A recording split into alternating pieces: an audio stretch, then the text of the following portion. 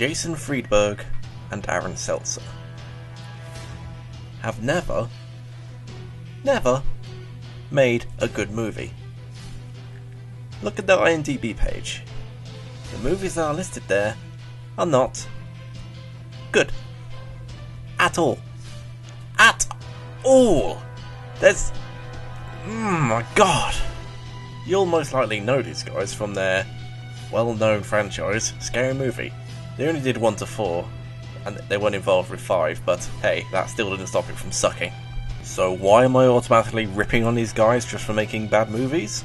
Well, it takes a particular type of bad in order to bring out hatred.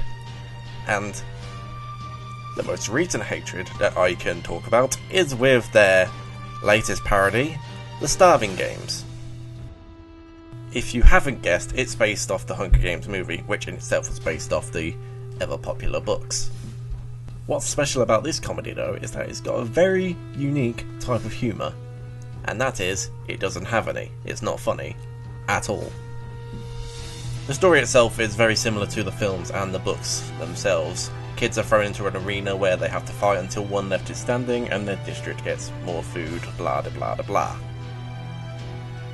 The main problem with this film is that, being a parody, you have to look at the original source material and find the funny stuff within and turn it into humour. You have to find stuff that didn't really make sense or would, say, not make sense in a different context and, bring humour. The only problem with this is that the jokes are predictable. The humour is... it's toilet humour. There's literal toilet humour in this piece of crap. And some of the jokes aren't even jokes. And by that I mean these guys, Jason Friedberg and Aaron Seltzer, think by including a reference to another franchise or another text and putting it in their parody automatically makes things funny. Well, guess what? It doesn't. It just doesn't. While I was watching, I made a little list of some of the references they did make. Some of the stuff like Oz the Great and Powerful, the band, or the duo, LMFAO, Angry Birds, Fruit Ninja, The Annoying Orange, Avatar, Sherlock Holmes, hold on, still going, Gangnam Style, yes, Gangnam Style, The Hobbit, The Expendables, and The Avengers. Just some of the references in there. And they're not funny, and they don't make any sense. Guys, if you're gonna have a reference in there, either do two things. One, have it make sense in the context of the movie, or two, make it f***ing funny. Some of the jokes are just hilarious as well, just on their own, like, Can't Miss, yeah, that's the name, Can't Miss, Evershot. Moving on. Can't Miss Everdeen, just crapping in the woods. Just, you can hear her fart and go, I get it, because it's funny, because crap is always funny. Oh, and there's always stuff like, ball jokes, someone getting kicked in the balls, although that's always funny. Oh god, just...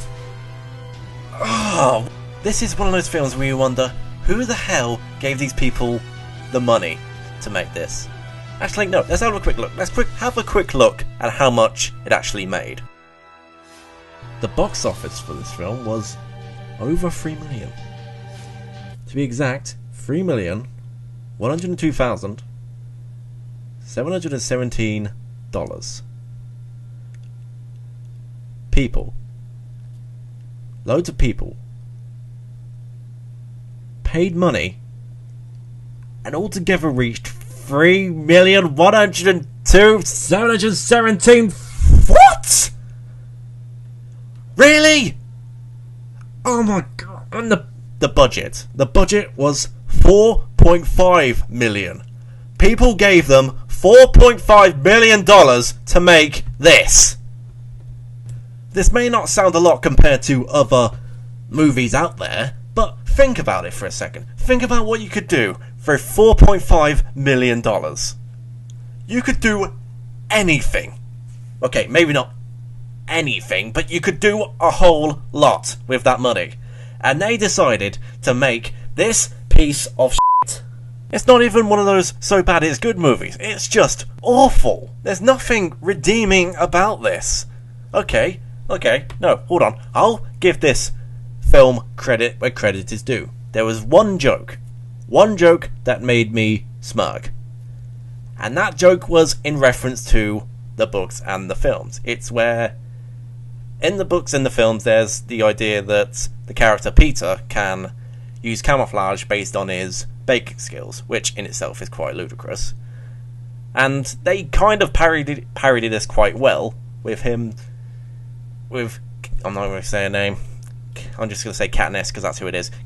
Katniss just looking for him, going, "Where are you?" And then the camera just pans out, and he's inside a giant cake. I use my skills as a baker to seamlessly blend into my surroundings. Okay, well, can you give me a hint? In the cake. That made me smirk a little, based on the context. Everything else is terrible. Now, I'm not only saying, don't watch this movie. No.